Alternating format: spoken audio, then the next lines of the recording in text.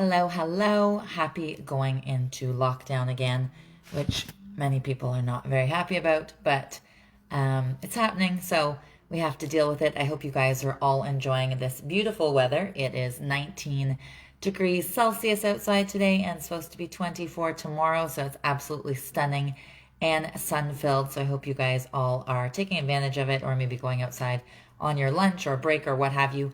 I apologize. I was not here last week. I was at a spa, so I apologize. Hi, Melanie. How are you? Um, I was saying happy going into lockdown, but I know not lots of people are happy about that. But Mel, I'm going to talk about rates later and what's going to happen or not happen, but I'll go over that. Obviously, as you know, I do question and answer. So if you guys have any questions, feel free to write them in. If not, I will answer the ones that you guys wrote in throughout the week. And then I will go over real estate updates, some locally, some as a province, and some as Canada. And then I will go over happy news. So I will go over all of that. But yeah, I apologize for missing last week, but I was at a spa, so sorry. So I'm going to dive into a question first. So first one is from Mallory, and Mallory's from Angus. Mallory says, I moved in with my boyfriend February 2011, but we aren't married and don't have kids. He has since cheated on me, and she is pregnant. He wants to kick me out and move her in and thinks I'm entitled to nothing, but I think I am. Do you know the rules? Thank you, Mallory, for asking. Thanks, Mel. I will, go over that later. And of course, happy news. I know you like it. And sometimes I cry at stuff I read. But anyways, so thank you, Mallory, for asking. I'm sorry that you're going through that, but you are absolutely correct. So you guys are common law. So you moved in 2011, so you're 1000% common law. There's some people that say that there's a gray area, around the year mark, but there's a definite non-gray area after 3 years, which you are obviously over 3 years. So it's now your matrimonial home, even though you are not married. So you are entitled, to half of the profits and so forth. You obviously should check with a lawyer just to make sure. But that was last time I was at a lawyer in regards to anything or helped any of our clients that you're entitled to half. So if the house is worth 900,000 and 200,000 is outstanding, then you guys should split the difference. So I can't see in there who that is, but thank you for popping on, guys. So the next thing, I think that people should do good deeds regardless of what they are. So basically there was a lady and she was flying from Orlando to Philadelphia, and she had an 11-month-old baby who had one of those oxygen things. And she had an oxygen mask, and she was basically going to a hospital there that's kind of like sick, a specialty hospital. And she sat in the back of the plane, and the fellow flight attendant came over and said, somebody in first class has switched you tickets or switched you seats. So she got to move up there, and she took a picture of herself and her baby and posted it, and it got shared a bunch of times. And then eventually American Airlines saw it. They figured out who the person was, and they connected the two people. So now they're actually going to meet up, but he didn't want anything for it. Like, they offered him 25,000 bonus points and whatever for flying. But he said he just felt like it was bad that she had to sit in the back with her baby in the oxygen tank. So I just feel like I like when people do good things, regardless of how big or small they are. That made that lady's day, of course. You guys are welcome to answer or ask questions in here if you want. Otherwise, I'll just answer the ones you guys have written in the last week, and then I'll do the real estate updates in the middle, okay? So next question comes from Chris and Becca in Stroud. So Chris and Becca said, we're listing our house next Friday, but no, there's this new lockdown. Does this mean only virtual viewings of our house, or should we wait till it's lifted? Or what does all this mean for us? We've asked our realtor, but he doesn't do a lot of business, but is related to us, but figured you'd know better. Thank you, Chris and Becca, for asking. So no, it doesn't mean that you're limited only to virtual in this, 13 months or what have you. Not fully 13 months, but there has been lots of different lockdowns, as you know, and throughout, real estate has been essential. So lots of people hear that there's no open houses, so they assume that it means no showings, but it just means you can't put a sign at the end of your home and people randomly driving by come in. That's the only thing that's meant. All in-person showings have proceeded the entire time throughout the lockdown, regardless. There has not been one day that we have not been allowed to bring a person into a house, okay? So they have to be with their realtor, they have to book a showing, etc. So that has continued the entire time. It's just been no open houses. And basically myself, I'm sure lots of other people, we do lives. So we'll just take a selfie stick and go around the property. It'll tie to realtor.ca and people can ask us questions in real time if they don't feel comfortable going into the home, but they are welcome to go into the home, okay? So you can still show your home like you planned next Friday, and you can still list it. And even though they say that, you know, you're only supposed to leave your house for essential things, they've made lots of jokes about it, that essential things like getting groceries or buying 2 or 3 homes, because that seems to be what people are doing. So you are still welcome to sell your house or home. I don't make the rules. I just follow them and do what I'm supposed to in the real estate world. So you can still sell your home, and I hope you get top dollar, but thank you for asking and writing in. Hi, Justin. How are you? I see your little thing there. And hi, Gilin. Hope you're well. Okay. What is the next thing? Oh, yeah. What would you do? There was a young lady, and she worked at a gas station, or still does, I should say. She works at a gas station. Where was it? 2 hours east of San Francisco. And basically a lady came in, and a young girl, and said that 4 men had kidnapped her and 2 of them had guns, and for the lady to help her. And the lady gave her her cell phone, told her to lock herself in the bathroom and call the police. And she just acted like nothing had happened. So the people ended up coming in the store that were looking for her, and she just pretended like she knew nothing. And I'm sure her heart was racing a million miles a minute, but the people just shopped in the store and what have you, and the girl stayed in the bathroom, and eventually the police came and arrested them all. So, you know, some people would be nervous and freak out and not know what to do and whatever, but she stayed calm, and the girl was safe. So I like that. Scary, but also happy at the same time. Hi, Justin. Thank you for having my bananas. Justin always gives me his rotten bananas, for anybody that's wondering that. And I do not make banana bread, but okay. Next question is from Brandy and Angus. So Brandy and Angus says, we purchased a new build 3 years ago. Tons has been going wrong. That's not good. Tons has been going wrong. We currently have it for sale, and the realtor keeps saying that it's covered under Tyrion warranty for 7 years, but I don't think that ours is. Are all under Tyrion warranty or just some? Thank you, Brandy, for asking. You are correct that yours may not be covered under Tyrion. So, for example, I built a new home, not me personally with my hands, but my contractor in Wabashin, and mine is not covered under Tyrion. So basically, the builder has to have done like courses and exams and what have you through Tyrion. So usually if it's somebody, say for example, like Pratt, and they build, I have no idea, making up numbers, 1,500 homes a year, they're going to have Tyrion warranty, but somebody else that might build 3 homes a year, it might not make sense, obviously, for them to do all the certification and so forth. So it just depends on your builder. I don't know who your builder was, but if they're, you know, a newer builder, or they just build a small amount every year, there's a good potential that it's not under Tyrion. And same with if you did like a custom home, unless your custom builder has it, there's a good chance that you're not under Tyrion. So you could Google the builder's name, or you could call Tyrion and see, and just say, hi, ABC builder built my home. Do you know if they're registered with you guys or what have you? But if you didn't know about it, you're probably not. But thank you for asking. What is next? There's one more thing before real estate. Oh yeah. So I'm sure you guys have heard of like people writing letters to Santa, kids and so forth, but have you ever heard of a kid writing a letter to heaven? So there was a little boy in Scotland named Jace, and he was 7, and his dad passed away when he was 3, and every year he writes his dad a birthday card, which is so adorable.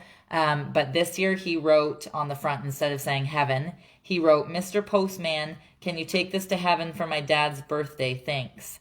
And the mother was surprised, and the little boy was surprised. They actually got a response back. So somebody at the post office saw it, and I guess the previous years they've never noticed it or what have you. And so somebody saw it before, and they wrote back to him, and they said the letter the birthday card, had gotten to him. It was a bit of a struggle with all the stars and the galactic objects, but it made it to him. And they said they'd make sure it reaches him every year on his birthday, which I thought was super cute for that little boy. That the post office mail person went out of their way to do a little something extra for the little boy. Hi, Margie. How are you? Hope you're well. That reminds me, Margie, I forgot to call you back the other day. I'm sorry. I know, isn't that adorable, Melanie? Seven. Seven. So cute. Okay, so now I'm doing real estate. Okay, so getting into real estate. So what does the new lockdown mean for real estate? If you guys heard, somebody asked me a question about that already, who's listing next Friday, not with us, but just with somebody. So basically, what does the new lockdown mean for real estate? Nothing. We've had lots of lockdowns throughout the pandemic, and it doesn't affect real estate at all. Everything still goes on as normal, which is masked, filling out forms beforehand, making sure we haven't been out of the country, making sure that we sanitize, we wear gloves, and so forth, and just making sure there's only one agent in the home at a time with 2 buyers at a time. No kids going through the home. You can't have 18 people like back in the day. You could have 18 showings all booked at 6. Now you can only have 1 showing booked at 6, somebody else booked at 6:15, somebody at 6:30, 6:45, etc. So real estate just stays as normal. The new normal, again, you can't do open homes, open houses, and you can still do regular showings as long as they're booked with the agent. And you just can't do open houses. You can do live tours, but you can still physically have people through the home. Even if a pandemic, even if it says only leave for essential services, they allow real estate. So I know that doesn't make sense, but that's what it is. So it does not change it at all. So that was somebody's question before, but also something I was going to talk about anyway. Hi, Melanie. How are you? Melanie and I went to college a million years ago, 22 years ago. Okay. So what is still the main reason people are moving? As we go into another lockdown again, people just have pent up, wanting to move. They're frustrated with the pandemic, etc. A lot of them are working from home, so they're realizing they don't need to live in high populated areas that might have been really close to work before. The interest rates are really low. They want different space, so they want somewhere to homeschool their kids, or they want a home gym. So as longest I've ever not been to the gym, I'm not even a gym person, but it's definitely the longest I have not been to the gym. A lot of people also want more outdoor space. Sometimes they had none, or they had some, but now they want more. So that's the main thing. Basically, their home doesn't fit their needs anymore. And this is randomly, but still about real estate. Just on the corner of Bayfield and Sophia. I don't know if you guys saw the picture. So they're building an 8-story apartment building, and it's for low income, so low rents. So 70 of the 108 units that they're putting in there have to be at lower than normal rent, and then the rest can be at high rent. I don't know how they divide that, but that is going in there, which will help for people that can't afford homes right now. Yes, yikes, Melanie, 22 years. It used to be 5 homes there, and they tore them down in 2017. It's an acre. So that will help with people that can't afford homes. And not besides what I said before, what continues to fuel the market. So because the interest rates are low, that basically allows first-time buyers to get in who couldn't before because the interest rates are so low. So imagine if they were trying to qualify when the rates were 5.2, etc., or 3.4, and now they're closer to around 1, so then they can get in the market. And then the people that already have homes are like, oh, wow, I can sell my house for this amount, and then they're going to higher priced homes. So they might not have had a quartz or granite kitchen or what have you, and then they're going to that. Or they might not have had an ensuite, or they might have had a single car garage, now they're going to a triple car garage. Or they might have had a tiny little backyard, now they're going to a ravine lot with a pool or what have you. So they're moving up as the first time buyers move in and help them get more for their home. So prices are skyrocketing, not just, in Barrie, but also north. Sault Ste. Marie, for example, which is over 6 hours north of Barrie, so over 7 hours from Toronto. They have gone up over 65% since the pandemic started, which is crazy. But again, lots of people are like, I want to get out of Dodge, so to speak, or they want to work remotely. So even though it seems like peanuts to us, their average sales price has gone up over $50,000, which is now $218,000, which again seems like nothing to somebody locally, but to them it's crazy high for them. And their average home is getting over $50,000 over asking. So back before COVID, right, normally people would think either 2017 got bidding wars or Toronto, Montreal, Vancouver, etc. got bidding wars, but basically across the board is getting bidding wars. Like I mentioned, Sault Ste. Marie over 50,000. Perth, for example, they had one the other day, sold 150,000 over the $529,000 ticket price or sales price, which last year was only selling for 400, so it was already higher. Plus, then they got 150,000 over. Where else? was there. Owen Sound's up 29%, Tilsonburg's up 39%, Woodstock 36, Guelph 26, Barrie's teetering between 25 and 30. The odd month it's 34, the odd months it's 23, etc. So it teeters every single week.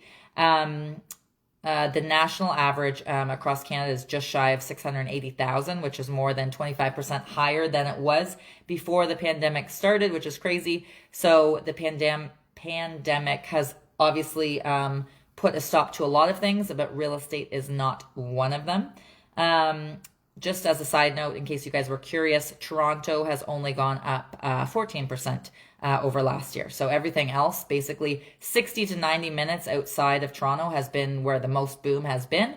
And Toronto's only had 14%, which normally is opposite. Normally Toronto, Vancouver, Montreal, etc. have huge gains, and then it kind of trickles into the surrounding. But now the surrounding is what's booming because people are trying to get out of the city. So basically, like, buyers in small towns, like when I wasn't here last week, for example, I was in Elora, which was right by Fergus or something. It was like an hour and 30 minutes west of here. And the people in those small towns are being outbought by the Toronto buyers because their obviously income is higher in Toronto, and then they're saying, oh, I can work from home, and then their income doesn't compare to the people in Fergus or Elora or whatever. So those people are taking advantage of the market, selling, and then they're moving further away as well. So the Toronto people are moving to areas like that, or Barrie, etc. Again, that 60 to 90 minute radius bubble, and then those local people either moving up to higher priced homes in their area or moving further north and making their dollar work more for them. Some people ask, like, about what about people that haven't bought yet. So a lot of people are like, oh, when I save 40,000, or if I save 60,000 or whatever, I'll buy a home. But basically those people, unfortunately, that have saved those amounts, now the homes are like double the price, obviously depending when they started saving, but that is often a scenario. So that obviously is unfortunate. And I mean, a reason why the government is saying, okay, we need to have these amount of lower priced income homes, etc. So a lot of people are offering without even seeing on it still. We had a listing the other day on Pay, which is off of Big Bay Point, and it had 19 offers on it. 3 of them had not even stepped foot inside the door, which is becoming more common. And sometimes the realtor will do a virtual with their client. So the realtor will go there and they'll just walk around, because sometimes it's hard. Let's just say the person says, I can only see homes between 6 and 8 o'clock Tuesday night, but that spot's all booked and the only spot the realtor can get in is Thursday morning at 9:15, then they'll just do a video there and show them, okay? Hi, Scotty, how are you? Wyerton, yeah, Wyerton. Melanie, I'll let you know what, we have one in Wyerton, which is 2.5 hours from here. And our listing, or not listing, our offer presentation is tomorrow. So I'll let you know what that goes for. It's listed for $299. We'll see what it goes for, but I'll tell you next week, okay? Okay. So more than 50% of people renovated their home in 2020. Obviously with the pandemic, a lot of people are like, oh, I'll take my travel money and put it into my home instead. 29% of people said they did it for non-essential things. So it wasn't, oh, I'm working from home or whatever. It was just aesthetically, they wanted a pool, they wanted a deck, they wanted a pretty master bath, etc. 16% said they only did it to increase their home's value. And 59% said, although they didn't do it to increase their home's value, they did consider it. Like, they didn't want to spend $30,000, only get $5,000 back, okay? So the spring market is still expected to be a seller's market. It's not like we're going to get more inventory and suddenly it's going to be a balanced market. So 82% of the markets throughout Canada are supposed to be a seller's market in 2021. So of the survey that I'm talking about, so 55% of those people said that they plan on renovating this year as well. And 35% said they'll just do a small renovation. So they might just paint, or do like new hardware in their kitchen or lighting or landscaping or something like that. 47% said their budget is less than $10,000 for 2021.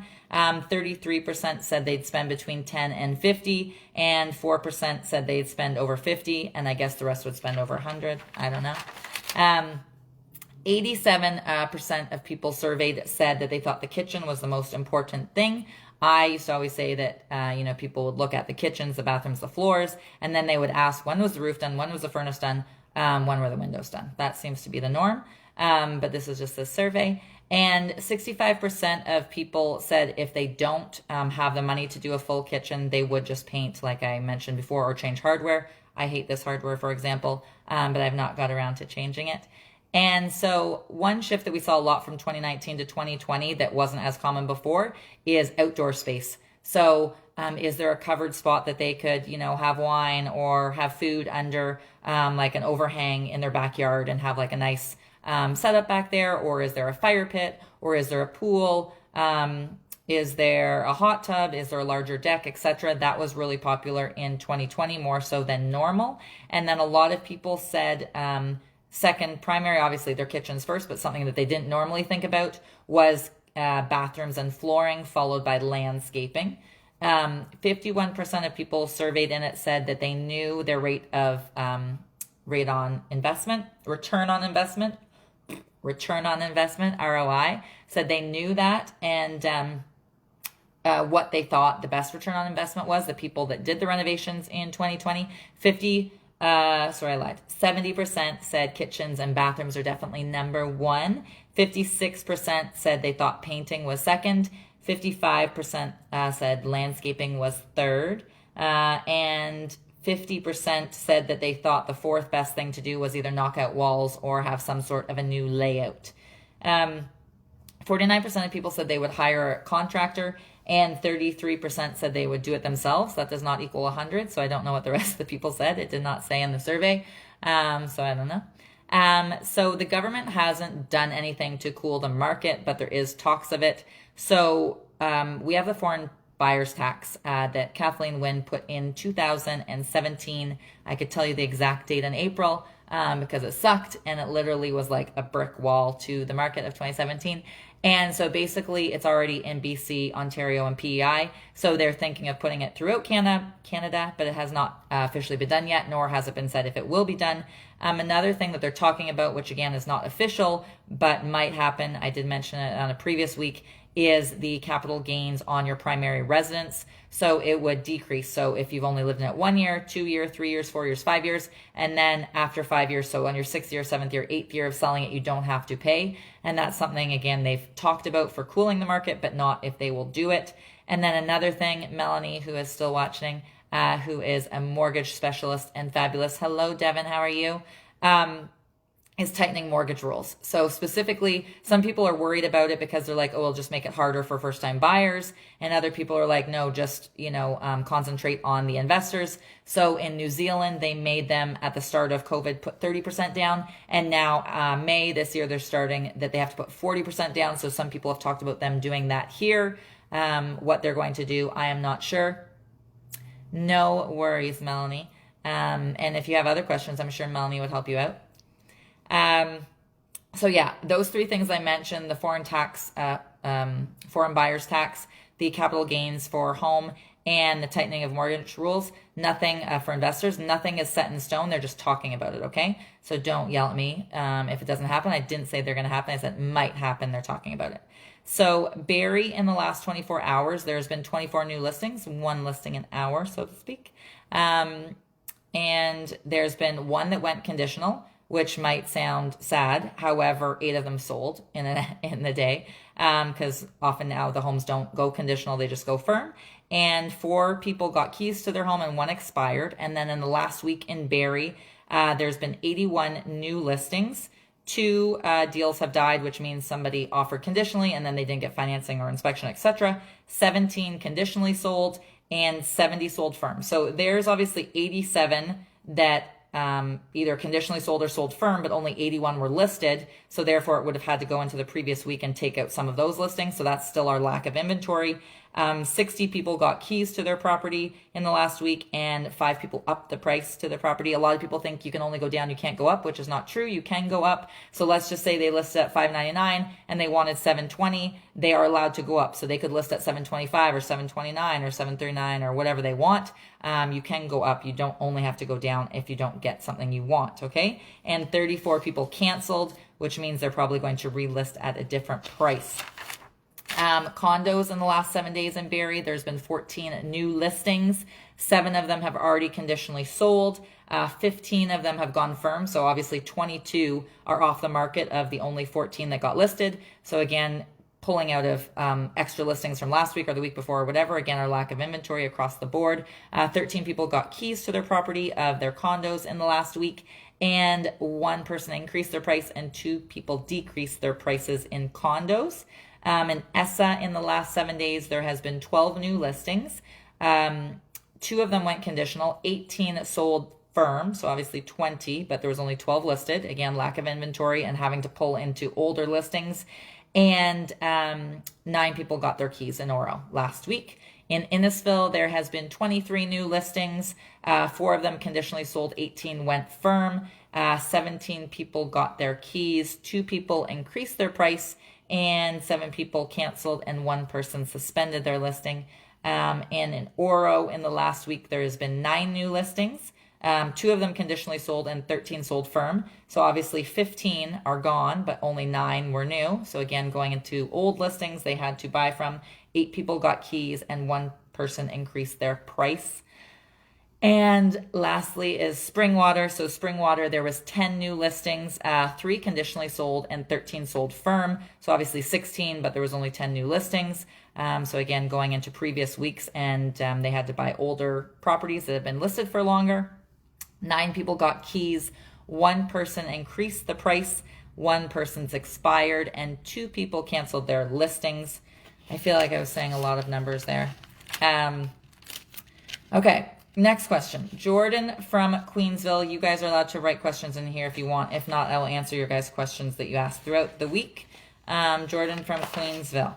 I know a bit about your story and that you used to be a server and bartender, which I did also, but I never saved my money. Instead, I partied a lot, bought expensive clothes, etc. Now I'm 41 and finding it hard to get into a condo, and then it says in brackets, houses I can't afford.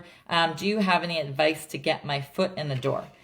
So Jordan, I don't know if it's you're lacking on down payment. And if that's the case, for example, let's just say you live in wherever, Barrie, and your rent is, $1,800, maybe rent a room. So you could rent a room, say for $600 and save money. You could move back in with your parents. I know it doesn't sound ideal. Or maybe a family friend of yours or a friend of yours, maybe they just broke up from their husband or whatever, and they need somebody to help pay the bills. And you could come in and say, well, I'll pay the utilities, or I'll buy the groceries if you let me stay in the basement or whatever, to help you save. If it's not, or maybe it's a combination of that, and maybe also your credit, maybe your credit's not the greatest. Maybe your debt to service ratio is not the greatest. Maybe you can sell your car. Maybe you have a car payment, you have a BMW, and it's $800 a month or something. So your debt to service looks at how much you make every month and how much you spend. So do you make, for example, everybody always assumes, let's just say one person makes $200,000, one person makes $40,000. They assume that the $200,000 person can afford a higher price mortgage, which is not true. Not always, it could be, but not definitely. So the 200 income person, they might have child support, they might have OSAP, they might have a car payment, they might have a truck payment, they might have $80,000 owing on their visa, yada yada, all these things. And then the 40,000 person might have no money outstanding to anybody, no car payment, no anything outstanding, and they will be approved for more. And lots of times a 200,000 person will be upset. Sometimes they have an ego and they're like, but I make more and whatever, but they spend way too much. So their debt to service is off. So maybe your debt to service is off. So maybe you could again save by getting rid of a car payment, paying down, some OSAP or some credit cards, etc. And you could do that maybe by staying somewhere cheaper, free or cheaper, if you have rent that's higher. I'm going to read a question. Down payment assistance programs grants are helpful for people struggling to save for down payments as well. There we go. So Melanie says there's down payment assistance programs and grants. She can tell you about those because I don't know about them fully, what they are and how you have to qualify. I'm guessing you have to make a certain amount. I don't know, but thank you for chiming in, Mel. And thank you too for asking, Jordan. Okay. So what were the odds? There was a guy that was watching TV. He is 80 years old.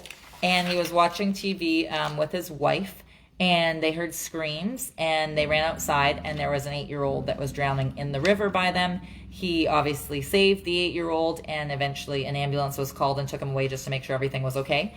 And he wanted to go visit the little boy. It's obviously not in Canada because I don't think you're allowed to go in and visit. But so he was allowed to go in and visit. And after talking with the family, the parents were there, the man said that the dad, that he had almost drowned in the same river, some 30 years before. And as they started talking, it turns out that that same 80-year-old man had saved the father, like the little boy's father, like 30 years before. So he saved the father from drowning 30 years before, and then he saved the little boy, which is crazy. I don't know what the odds of that are. Again, he's 80, and he said he's had a few falls in the past couple of years, and he said, he will happily save anybody if he can, but he's like, I'm getting older, so please stop, being silly in the river, and it's got a strong current. But anyways, I'm glad they saved the little boy, but I just thought what are the chances of that? That's the same guy that saved your dad 30 plus years ago is crazy. The next question is from Grant and Barry. My son knew the people who won April 1st giveaway, but it's the first I've ever heard of it. What are the rules and qualifications, and can anyone win? Thank you, Grant, for asking. So yeah, on the first of every month, we give $2,500, and the only qualifications are that the person has to live in Simcoe County. The person that nominates them can live anywhere. They could live in Scotland, they could live in Florida, they could live in BC, it doesn't matter, but the person to win has to live in Simcoe County, and they have to be over the age of 18. They do not have to have any ties to Cripps Realty, even though I own Cripps Realty, so a lot of people think, oh, you have to be Kristin's client, etc. That is not true and has not been true for any of the people who have won this year or last year, but they have to live in Simcoe County, and we never give people's personal information of why they won, okay? We're not like, oh, this happened to this family, or this happened to this person, or whatever. I don't think that's, people's business, so we don't tell that. So if you're like, oh, they're not a public person, or they're a really private person, or whatever, don't worry, we don't share why you nominated them or why we picked them, etc., etc. It could just be, hey, I think my neighbor's, really kind, or I love this man at the bank is always so helpful to me, or this person has a small business that's hurting right now, or my sister's super supportive of me, or whatever you want. It doesn't matter. Believe me, we see all different sorts. And you can send a video like this or a written submission to info@crippshomes.com. Again, info@crippshomes.com. When we first started, we only did video submissions, and we found that we get a lot more when it's written because I feel like people are shy. So no worries about that. You can now send written submissions in, okay? And then on May 1st, June 1st, July 1st, August 1st, etc., the first of every month at 9 a.m., we will knock on somebody's door. Sometimes we've done 2 people in a day. Just depends what nominations we have come in. So if it's 2, we usually do 9 and 10:30, but we'll do it live on Facebook through Cripps Realty, and we'll knock on somebody's door and surprise them with a $2,500 check. So feel free to nominate somebody, and if, for example, your person doesn't win, you can nominate them again. We had one lady, for example, and she was nominated 3 times before she won, so don't get discouraged if your person doesn't win, okay? But thank you for asking. So next one is Charles Barkley. I'm sure lots of you know him. I don't even know sports, and I know that he does basketball. So basically he has like all these trophies and medals and what have you. He's got like Olympic gold medals. He's got NBA MVP medals and so forth. And so he's like, instead of having them in some fancy display case or what have you, he's like, I'm going to sell them, and I'm going to use that money to build 20 homes for low-income families. And he's going to do that in Alabama. I was going to say Arkansas. Alabama, which is where he's from. So I just thought that was cool because I obviously like when people are giving back. So Charles is doing that. So thank you, Charles. The next question is from Bonnie and Jeff and Barry. What is the difference between a real estate agent and a real estate broker? I understand a real estate broker has more schooling. If we are considering selling, should we just look for a real estate broker? Thank you, Bonnie and Jeff, for asking. Vanessa, guardian angel, I know, right? Is that you're talking about the man that helped the little boy that almost drowned? Is crazy.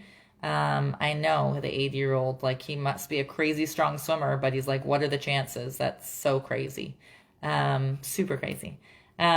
So Bonnie and Jeff asked about the real estate agent versus the real estate broker. So you're right, the real estate broker does have more schooling. Doesn't mean that you have to go to real estate brokers. To be honest, if you have a real estate agent, they still have a broker that overlooks everything. So if there's some issue that they can't deal with, the real estate broker is trained to deal with, and so they could just go to it. So they might not know the answer themselves, but they could go to the real estate broker at their office. So even though it would be nice to be like, oh, you have to use a real estate broker, they're so much better. In reality, every real estate agent has a real estate broker that they could confide in, they could ask, and so forth.